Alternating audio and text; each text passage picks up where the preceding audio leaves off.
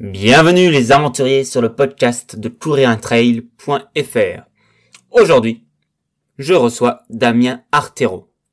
Qui est Damien Artero? Eh bien, c'est un type heureux. C'est un papa épanoui, un sportif libre, un aventurier, mais chut, il ne faut pas lui dire, il trouve ça prétentieux. Donc un aventurier caméra au point, réalisant des films d'aventure sur des sujets qui lui procurent du bonheur.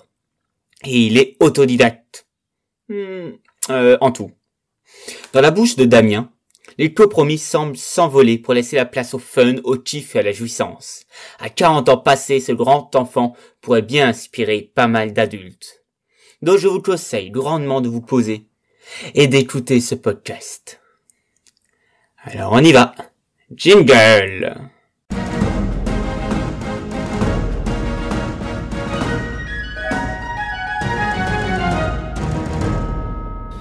Alors, bonjour, Damien Artero. Bonjour Mickaël. Est-ce un hasard que ton nom de famille soit composé du mot art et du mot héros? Purée, vous m'avez jamais fait celle-là, Mickaël. Je pense que c'est un hasard, ouais, mais c'est très flatteur que tu poses la question en tout cas. Bon, je dois te l'avouer, tu as un métier de rêve.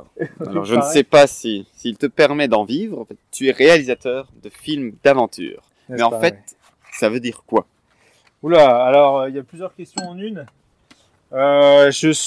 J'arrive à en vivre bon an, mal an, parce que je me bagarre beaucoup pour en vivre et que je travaille énormément, et parce que j'ai un mode de vie très sobre, et donc j'ai pas besoin de beaucoup d'argent pour satisfaire à mes besoins. Voilà. J'ai l'impression que c'est important de préciser ça, parce que si on dit juste il gagne sa vie avec ses films, je me suis rendu compte en France il y a un imaginaire autour du fait que la télé, le cinéma ou autre, ça rapporte des fortunes, et je veux pas tuer le mythe, mais un petit peu quand même. Donc oui, je gagne ma vie avec mes films, mais modestement, chichement, et parce que j'ai un mode de vie très sobre. Ensuite, comment aborder toutes ces notions? Bon, c'est une passion dévorante en fait de faire les films, et c'est très nourrissant au-delà du financier, du budget, du matériel. C'est quelque chose de très très nourrissant, de très transcendant presque. Tu vois, c'est-à-dire que c'est au carrefour de toutes les facettes de la personnalité. C'est un métier, c'est une passion, c'est une jouissance, c'est l'exercice d'un art créatif. Et ce que je fais techniquement depuis 10 ans, c'est des films d'aventure qui, j'espère, servent un propos documentaire. Ça, c'est pour répondre à la deuxième partie de ta question.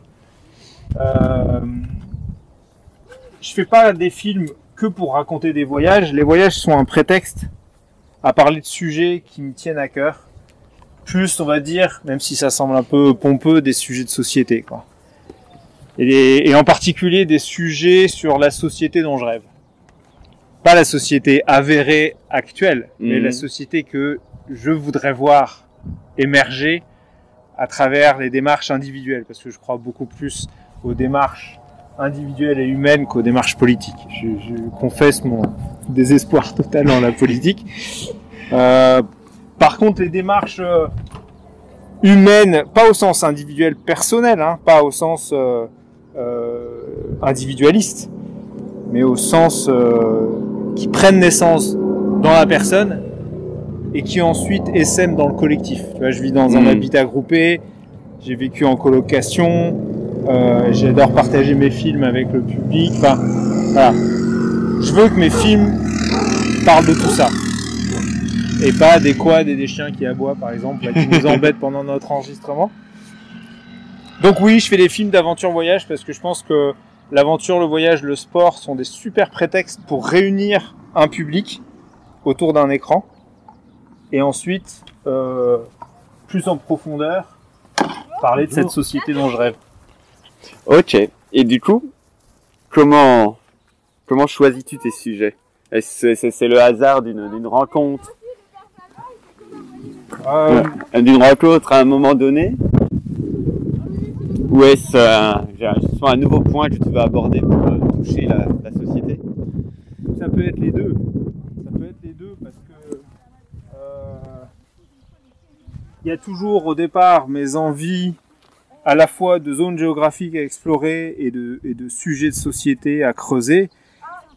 Et après, il y a les rencontres. Tous les projets amènent des rencontres. Diffuser les films via Internet, face à un public, en festival ou autre, ça amène des rencontres qui amènent des nouvelles idées, qui amènent des nouveaux projets. Si tu prends l'exemple du film qu'on va présenter cet après-midi, La Marche sans fin, avec Florian Gommet, il avait vu mes films précédents, on s'est rejoint sur l'alimentation végétale crue, qui était la thématique de mon film juste avant, là, il y a à peu près 2 ans, au Nicaragua. Et donc il a été interpellé par le fait de se retrouver dans mes films, et moi j'ai été très impressionné par sa démarche, l'intensité de sa démarche, l'intensité de son élan, et comment il transformait ça en des projets de voyage. Et finalement, on était complètement complémentaires, tu vois. Parce que lui, il transformait ses valeurs de vie en voyage, et moi, je transforme mes voyages en films qui ont des valeurs de vie. Donc, bingo. Ça, c'est l'exemple type de l'alchimie qui peut se produire à travers nos activités, ouais. Ok. Et comment devient-on réalisateur de films d'aventure? Oh là là. Le serais-je jamais vraiment? Je ne sais pas. En tout cas, je faisais pas du tout ça il y a 15 ans.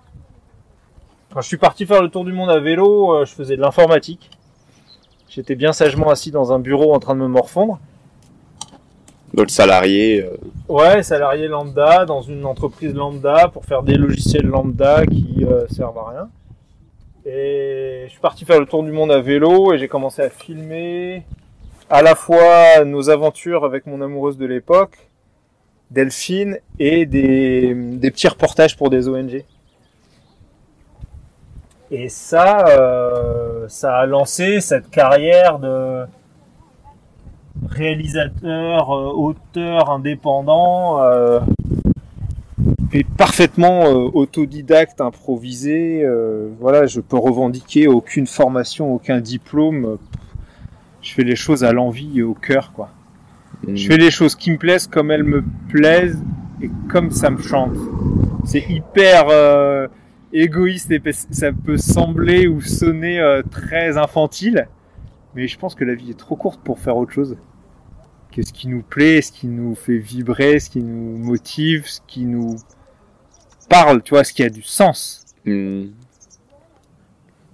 du coup, ça t'a, d'un point de vue très terre à terre, au bout de combien de temps, au bout de combien d'années, tu as pu du coup en faire ta profession principale, ta passion? Eh bien, on a voyagé 2 ans et demi autour du monde, et sur ces 2 ans et demi, j'ai fait une dizaine de reportages sur des ONG, une centaine de vidéos courtes pour la télé locale chez nous à Grenoble, et j'en ai tiré 2 films de 52 minutes. Donc dès qu'on est rentré du voyage, en fait, j'avais la matière à essayer de me lancer. Et comme je suis un peu boulimique de projets créatifs, j'ai tout de suite embrayé sur d'autres films. Et j'ai fait pendant 10 ans 2 films par an. Donc assez vite, je me suis retrouvé, on va dire, avec une petite filmographie sympa.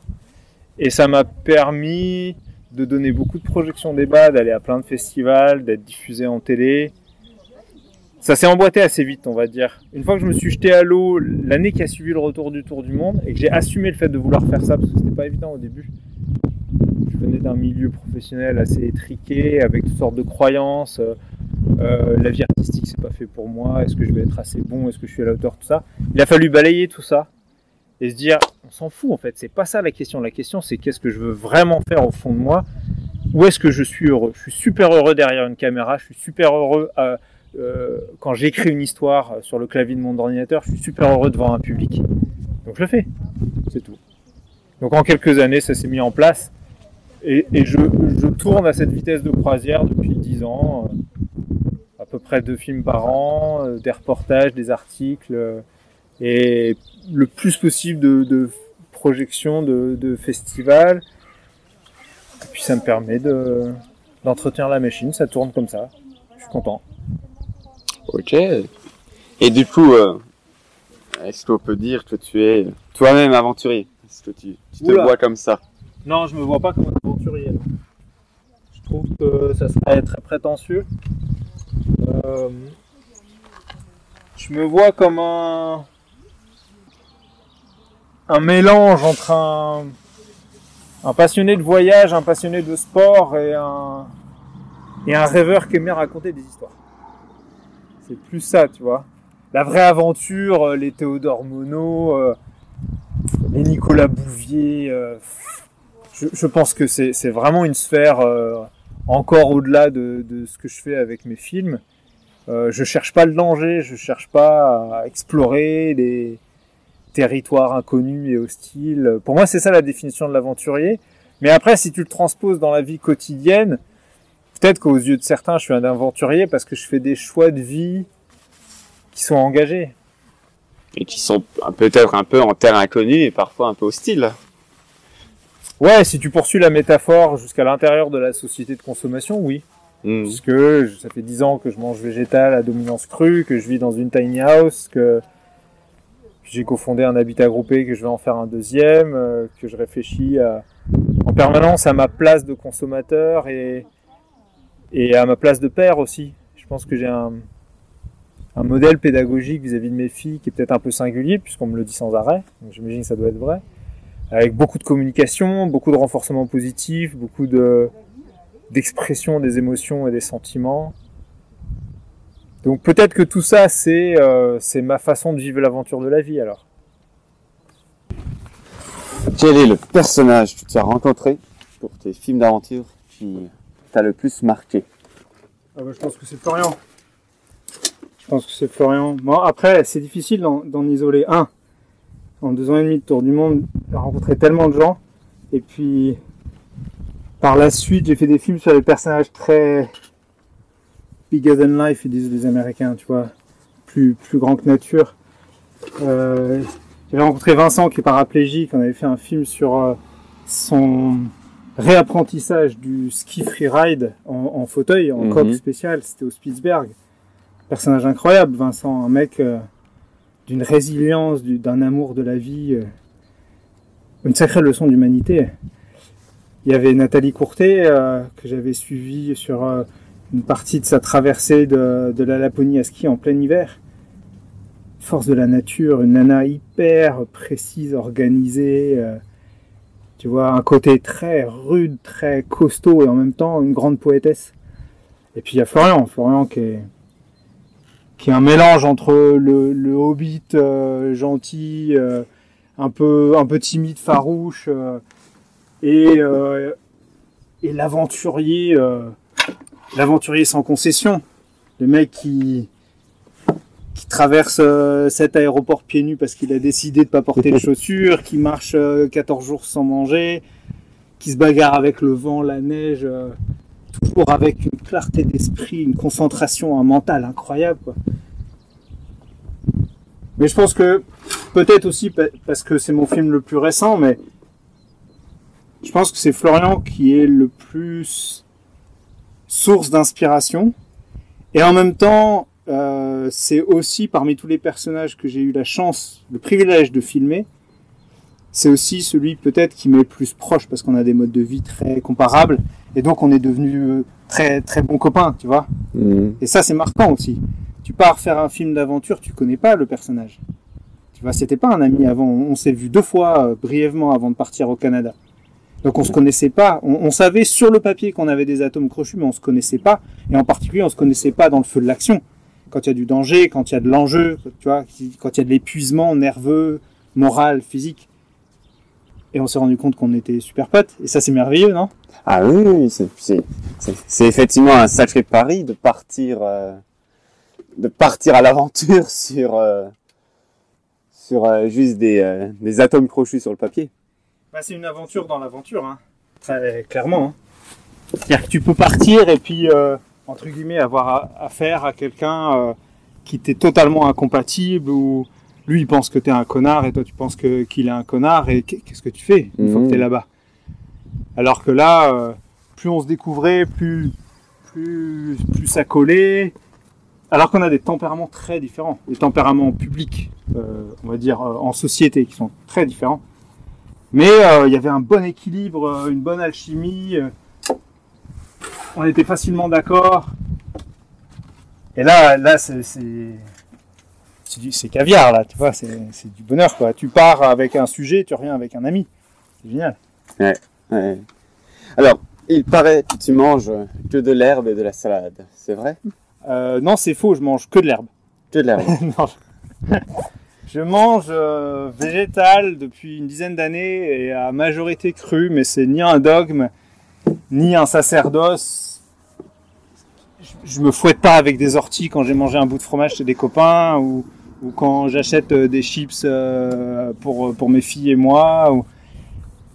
C'est pas du tout vécu dans la contrainte, c'est vécu dans la joie, la gourmandise, dans la documentation aussi, parce que si je le fais, c'est aussi que j'ai consacré plusieurs travaux à la thématique de l'alimentation santé et que j'en suis vite arrivé à la conclusion que pour ma santé, pour la santé de mes proches et pour la santé de la planète, il fallait que je mange végétal et à très forte dominance crue. Mais on va dire que mon alimentation, c'est principalement des fruits. Ensuite, beaucoup de verdure, des graines germées, de la salade, des algues, beaucoup de légumes. Et puis des fruits secs, oléagineux, noix.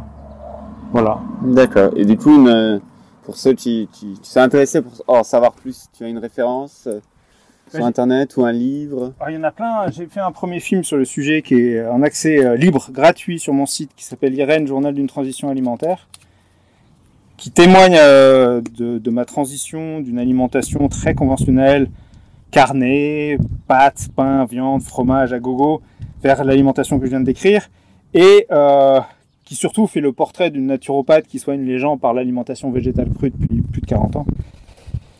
Après, il faut peut-être pour la question éthique lire des livres comme le livre, le roman d'enquête de Jonathan Safran Foer qui s'appelle Eating Animals. Je crois que le titre français c'est Faut-il manger les animaux, qui est une enquête journalistique de 3 ans sur les raisons éthiques d'arrêter de manger des animaux. Après, je peux faire référence à mon précédent film qui était une enquête sur la validité de santé, d'énergie sportive et environnementale de l'alimentation végétale crue, qui est sur mon site aussi, qui s'appelle Toani. Après, on peut se référer au blog de mon amoureuse Sarah Juaz, qui est ingénieure en génie biologique et naturopathe, et qui s'est spécialisée dans l'alimentation végétale crue. Elle a un blog qui s'appelle Pimp Me Green, et elle écrit beaucoup d'articles de vulgarisation scientifique sur la santé naturelle et holistique et sur l'alimentation végétale. Il y a un livre assez édifiant à lire qui s'appelle le rapport Campbell, ou l'enquête Campbell. C'est un scientifique américain qui a fait avec son fils 3 ans d'études sur les mœurs alimentaires en Chine et en Asie pour arriver à des conclusions sans équivoque sur les impacts de la consommation de viande. Qu'est-ce que je peux te donner d'autre comme référence?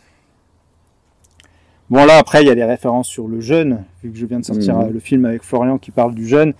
Il y a l'enquête de Thierry de l'Estrade, le jeûne, une nouvelle thérapie, qui déploie très bien l'argumentaire qu'on a dans notre film pour montrer que le corps a des capacités intrinsèques inouïes, quoi. Sans alimentation dopante, sans excitant, sans viande, sans produits laitiers et même sans manger tout court. Ça marche. Oui, même plus que juste marcher en mode survie, c'est qu'apparemment il y a des bienfaits. Il y a énormément de bienfaits aux jeunes, puisque ce qu'on explique dans le film, pour vraiment le résumer en une seule phrase, ce qui ne rend pas justice au film, mais pour rendre intelligible le propos, non seulement le corps humain et le corps des mammifères est prévu par la nature pour jeûner, mais en plus, quand on jeûne, on active des capacités internes au corps de régénération, de guérison et de réjuvénation. Rajeunir, ça veut dire. Et donc, il faut faire l'expérience pour soi Et puis il faut se documenter, c'est tout, quoi. Faut se documenter. Ça existe, c'est là. Que ce soit l'alimentation végétale ou le jeûne, c'est à la portée de tout le monde. Tout le monde peut aller acheter des fruits et faire l'expérience pendant une semaine, un mois, 1 an, 10 ans, de manger des fruits, juste des fruits, voir ce qui se passe. Tout le monde peut faire l'expérience de jeûner. Tu vois, ça demande pas de matériel, ça demande pas d'accès à un certain niveau technique. Non, c'est à la portée de tout le monde, comme de mettre un pied devant l'autre. Donc faisons-le. Après, on en discute. Okay. Tu es aussi coureur, course à pied. Quel genre de coureur es-tu?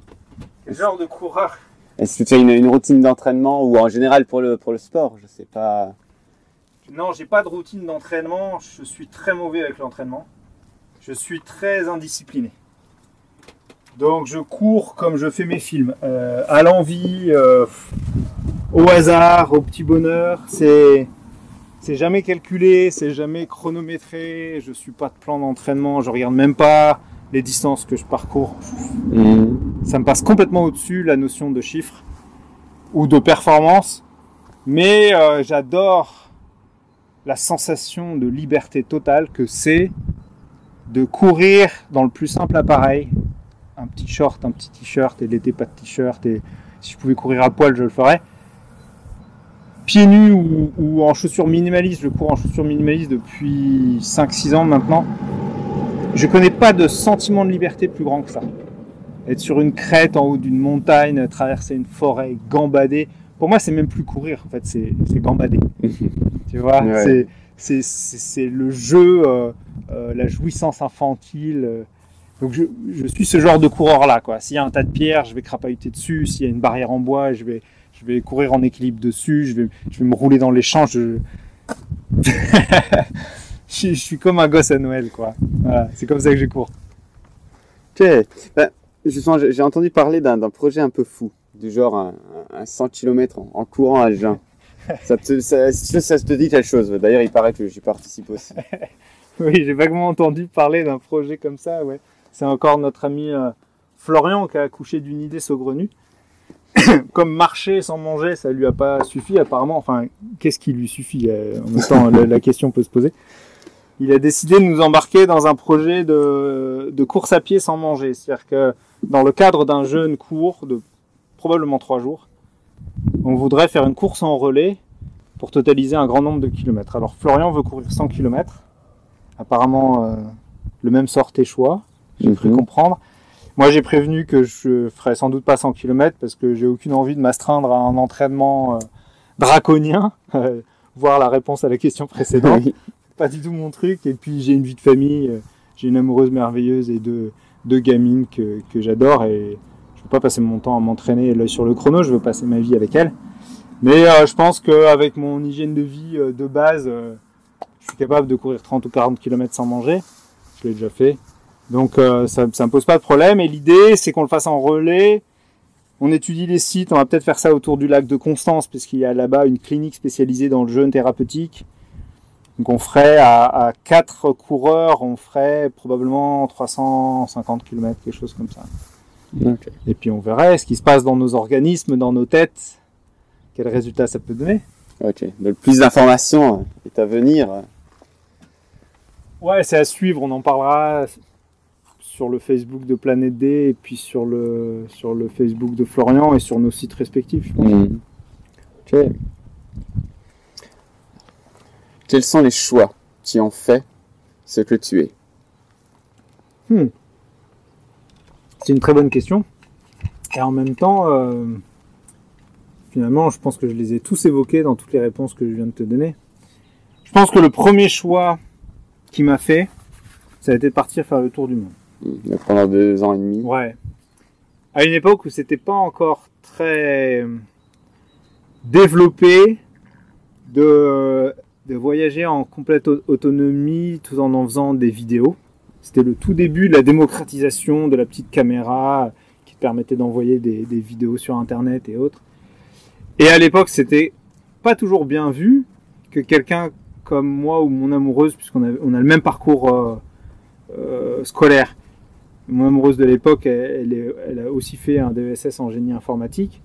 Donc c'était pas super bien vu que des cadres sup en gros, dénigre, puisque c'était un peu perçu comme ça par certaines personnes dans notre entourage, un bac plus 5 et un job super confortable d'élite intellectuelle avec un salaire très grassouillé à la clé, pour partir faire les Romain Michel sur les routes du monde et éventuellement en faire une reconversion professionnelle qui n'a de sens que pour peu de personnes. Parce que passer d'ingénieur en informatique à artiste audiovisuel, pour beaucoup de gens, c'est absurde, c'est du gâchis.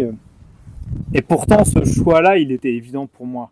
Je vais pas dire que c'était partir ou mourir, mais ça faisait des années que j'avais chevillé dans les tripes l'envie, l'élan de partir voyager autour du monde par moyen doux.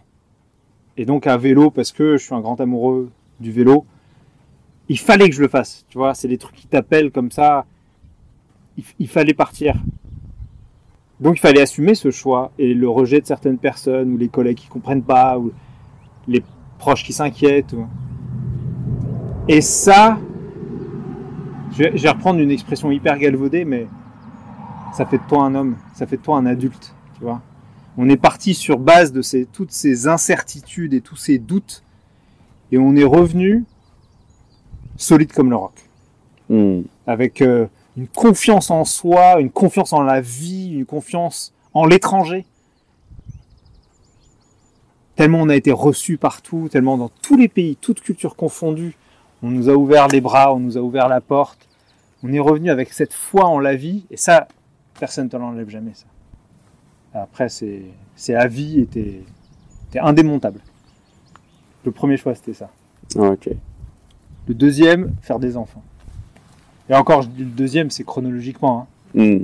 Parce que dans l'intensité, la plus grande, la plus folle, la plus profonde aventure, le truc qui te remet le plus en question, qui te cause le plus d'émotions, c'est les enfants.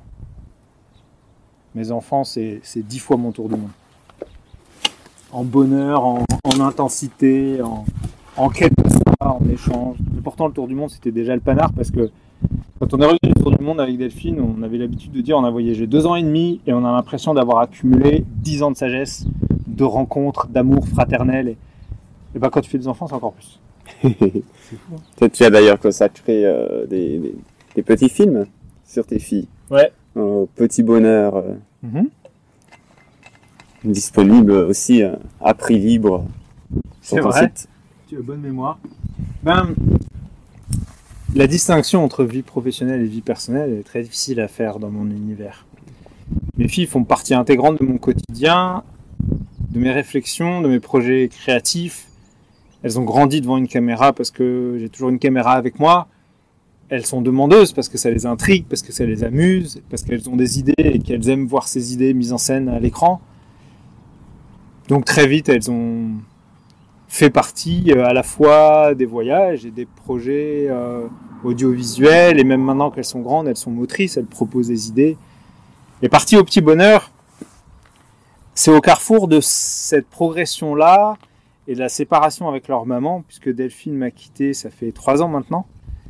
Et quand Delphine est partie, pendant un bon moment, pendant plusieurs mois, j'étais avec les filles. Et il fallait répondre aux interrogations des enfants, tu vois. Pourquoi des parents se séparent? Pourquoi l'amour peut avoir disparu? Et qu'est-ce qui reste du bonheur derrière? Qu'est-ce qui reste du bonheur familial et qu'est-ce qui reste du bonheur de l'enfant? Parce qu'un enfant se construit vraiment en appui sur les 2 socles que sont les 2 parents. Je ne suis pas fanatique de la famille nucléaire traditionnelle chrétienne. J'adore le mariage pour tous, l'union libre. Et j'observe que les enfants, quand ils naissent avec 2 parents, ils ont envie de grandir avec ces 2 repères-là. Et ça les a énormément déstabilisés. Et on était là, tous les 3, à se dire,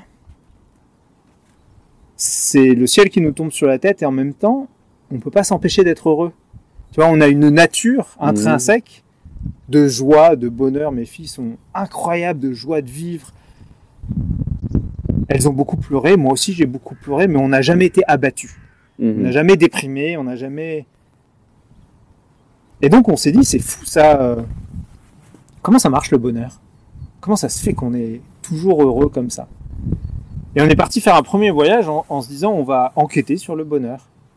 Comment les gens vivent le bonheur, comment les gens vivent les séparations amoureuses, comment on se remet d'une séparation amoureuse, qu'est-ce qui nous fait rire dans le long terme et qu'est-ce qui nous fait rire dans le court terme, les petites blagues du quotidien, les petits moments croustillants de la vie de tous les jours. On s'est réparti les tâches. Ma deuxième, Luce, c'est elle qui enquête sur les blagues. Elle collectionne les blagues partout où on voyage. Ma première, Lirio, elle demande aux gens ce qui constitue leur bonheur au quotidien. Et moi, j'interroge les gens qui ont vécu une séparation, un deuil ou autre, sur comment ils ont su rebondir et cultiver le bonheur après. Et on en fait des films. J'en ai publié un pour l'instant. Je commence le montage d'un deuxième qu'on a tourné l'automne dernier. Et on va probablement aller filmer un troisième cet été. Et on s'amuse beaucoup. On s'amuse comme des petits fous tous les trois, à vadrouiller en petite famille et à questionner l'humanité sur le bonheur. Sacré programme, hein? Ah oui. Quel est le pire conseil que tu as entendu, que tu as donné? Ça, c'est une très bonne question. Le pire conseil qu'on m'ait donné, je pense qu'il y en a des chapelets de mauvais conseils. Et du coup, j'ai du mal à en isoler un. Le pire conseil qu'on m'ait donné...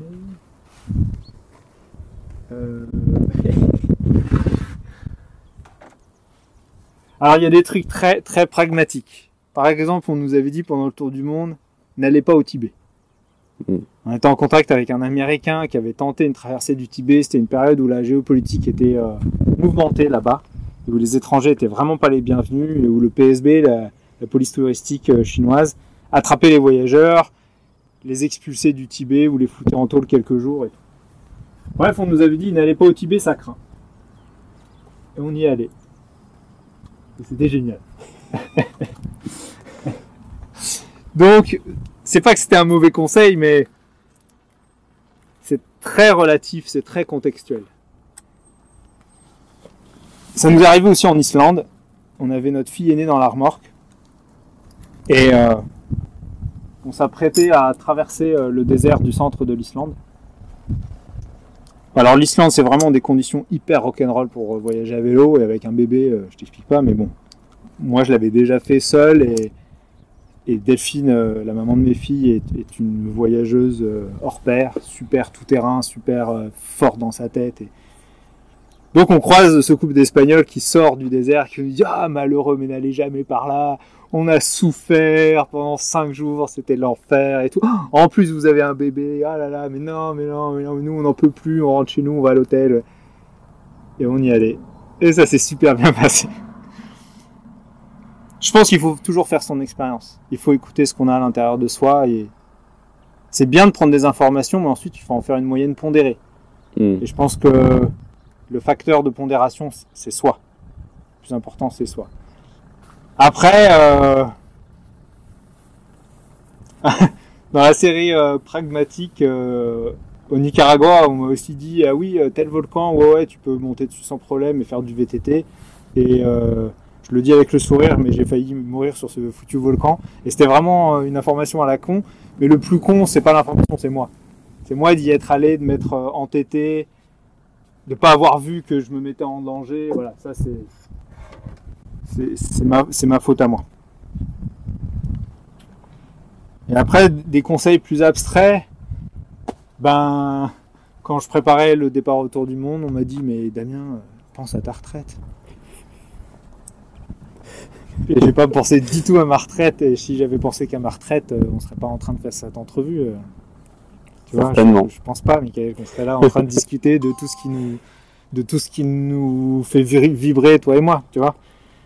Donc, pensez à votre retraite, mais à dose modérée, quoi. Es-tu convaincu de quelque chose que les autres considèrent comme une folie? Là aussi, l'ensemble de ce que je viens de te raconter répond par briques à la question. Je suis convaincu que je peux tout faire.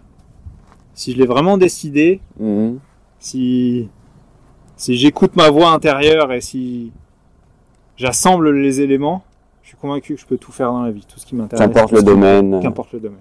Ouais. Et je pense que c'est valable pour toi, pour tous les gens autour. Je pense qu'on grandit dans des croyances limitantes terribles qui nous apprennent qu'on n'est pas à la hauteur, qu'on n'est pas assez ceci, qu'on est trop cela. Et les voyages, l'aventure et faire mes films tout seul de A à Z et me battre dans un milieu qui ne reconnaît pas les indépendants, qui traite les gens comme moi comme roupie de Sansonnet. La télé n'ouvre pas ses portes pour les gens comme moi. Les gens de la télé m'ont dit tes films sont nuls, ils correspondent à rien, tu suis pas le manuel, c'est pas académique. Tout ça m'a appris que la réussite c'est uniquement dans mon propre regard et que tout ce que je veux entreprendre dans la vie, si je le désire vraiment, je l'obtiens. Question, tu as un tatouage sur ton bras. Ouais. Qu'est-ce qu'il signifie? Alors, j'ai pas le droit de te dire exactement ce que ça signifie parce que c'est un secret entre mes filles et moi. Je peux juste te dire que ce sont des caractères elfiques. D'accord. Et que c'est un message d'amour de moi à mes filles. Et qu'elles seules en connaissent l'exacte signification et elles seules décident de qui partage ce secret. Et comme elles ne sont pas là, je ne partagerai pas ce secret. D'accord. De l'elfique en hommage à Tolkien.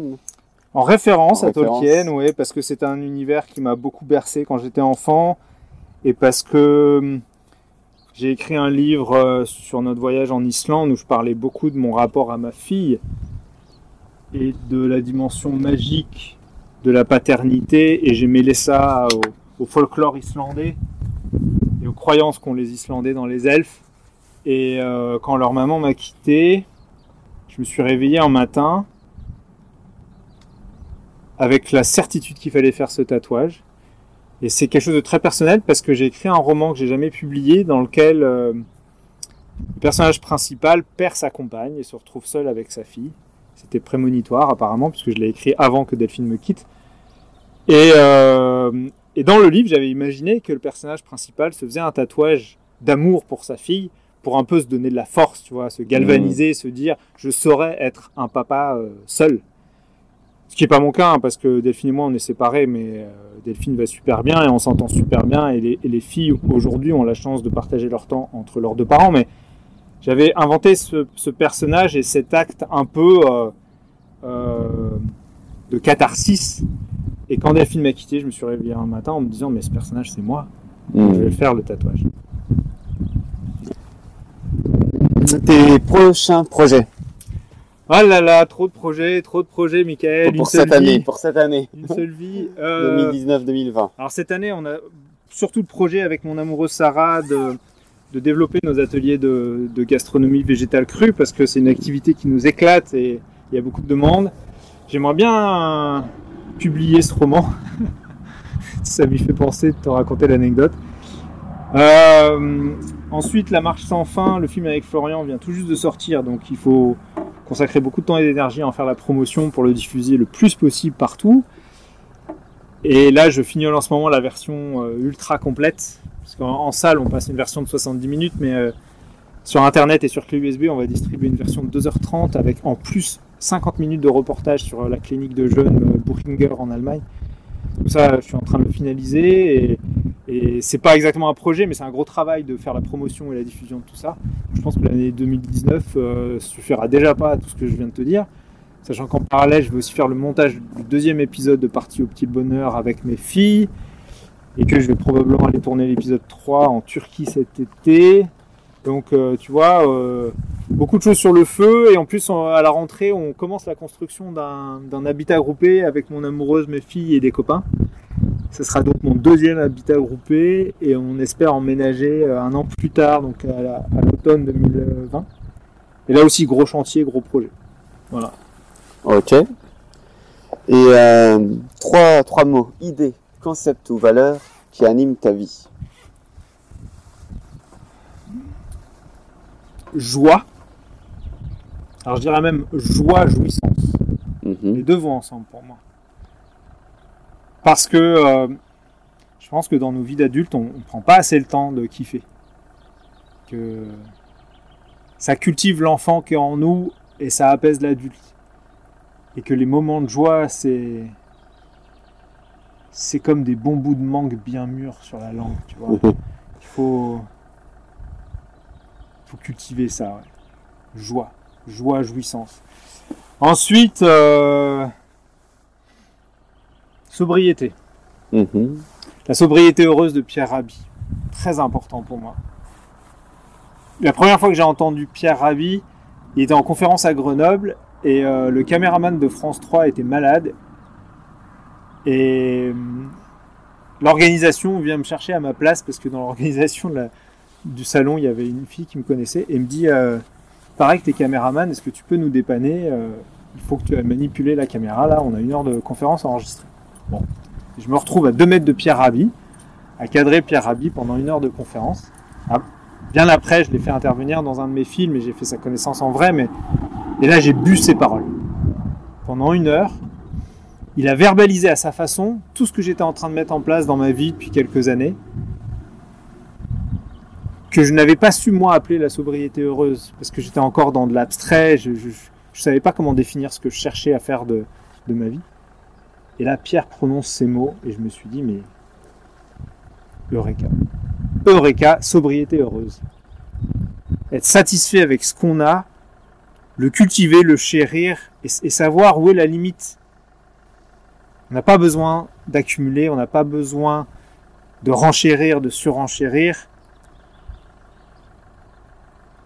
On a en nous cette capacité de bonheur simple. Hyper important pour moi. Et la troisième notion ou idée,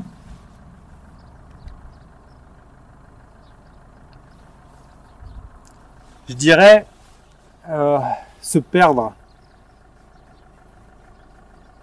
Pas dans le sens négatif où on ne sait plus qui on est, mais se perdre dans le sens s'oublier. Quand je pars en voyage et qu'on me dit tiens, t'as pas de GPS, ou t'as même pas de carte de ce pays-là, ou... souvent je réponds bah non, parce que j'aurais pas la chance de me perdre. Parce que quand tu te perds, tu prends des chemins que t'avais pas prévus. L'imprévu est source de joie, de rencontres magnifiques, de remise en question. Tu te redéfinis après t'être perdu et tu reviens sur le chemin que tu t'étais tracé avec plus de certitude, avec plus de précision. Et puis s'il faut changer de chemin, tu sais pourquoi, parce que tu t'es perdu. Si tu te perds jamais, si tu t'oublies jamais, si tu n'as jamais ces moments de folie où d'un seul coup tu fais quelque chose qui ne te ressemble pas, ou du moins le crois-tu, je pense que c'est là, en vérité, que tu perds la vraie personne qui sommeille à l'intérieur de toi. Je pense que c'est important de naviguer à vue, d'improviser, de s'oublier et parfois de se perdre. Une sorte de lâcher prise. Lâcher prise à fond. Je suis pas toujours très doué en lâcher prise, hein. Mais j'y crois. Est-ce que tu aurais, alors tu en as déjà conseillé quelques-uns, mais un livre à conseiller, ou le livre que tu conseilles le plus souvent ou... Oh là là là. Je lis beaucoup. J'adore lire et c'est pas évident d'en sélectionner un. Un que tu n'as pas encore cité aujourd'hui.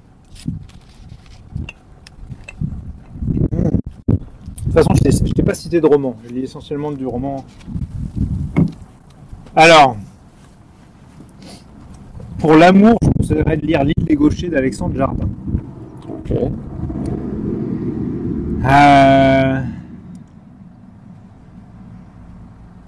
Pour la plume et l'errance, je choisirais de lire Sylvain Tesson. Sylvain Tesson, ouais. Probablement son recueil de nouvelles d'ailleurs, puisque ses récits de voyage. Plume incroyable.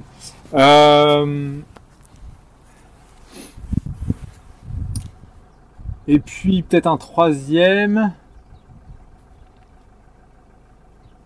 Il faut que je m'arrête à 3 parce qu'après ça devient compliqué si je pars sur ma lancée. Alors, réfléchis peu, réfléchis bien, Damien.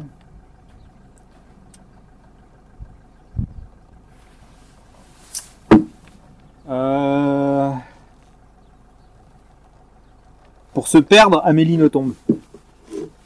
Un titre en particulier?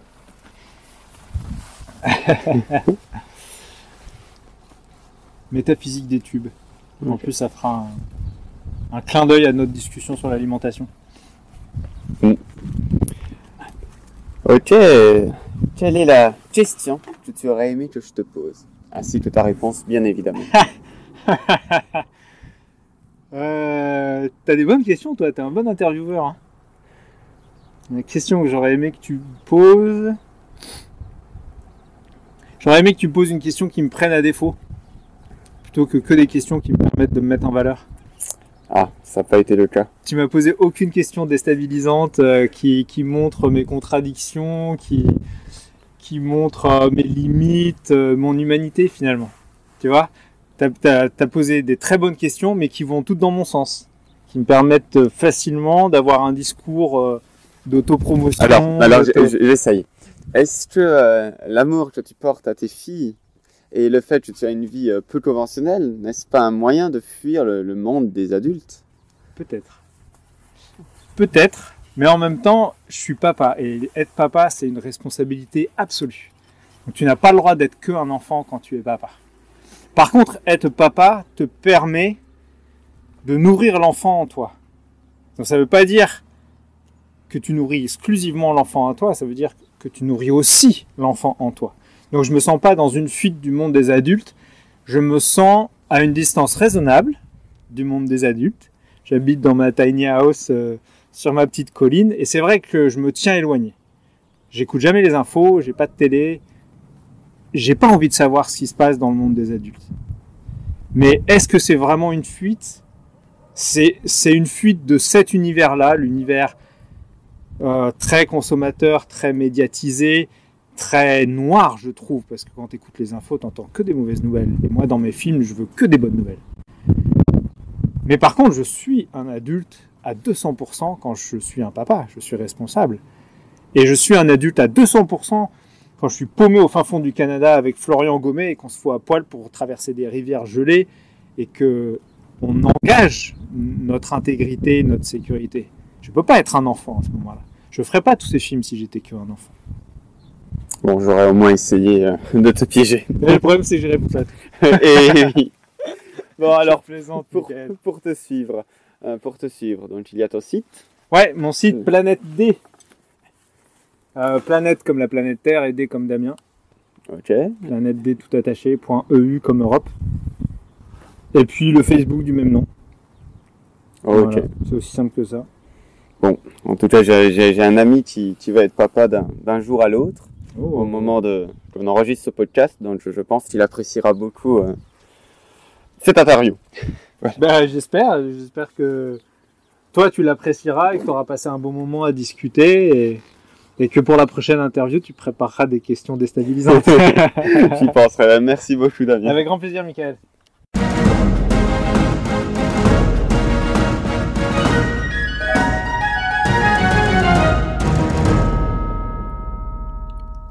J'espère que ce podcast vous a plu. Alors, je voudrais juste faire une petite annonce. J'ai sorti dernièrement le budget de l'aventure. Le budget de l'aventure est un outil que j'utilise avec les personnes que j'accompagne dans le cadre de séances de coaching. Donc, le budget est du coup un outil qui peut vous aider d'une part à planifier vos aventures, vos projets, mais surtout qui vous permet de prendre conscience de votre narration interne. Bref, j'explique tout ça sur couriruntrail.fr, n'hésitez pas, c'est gratuit.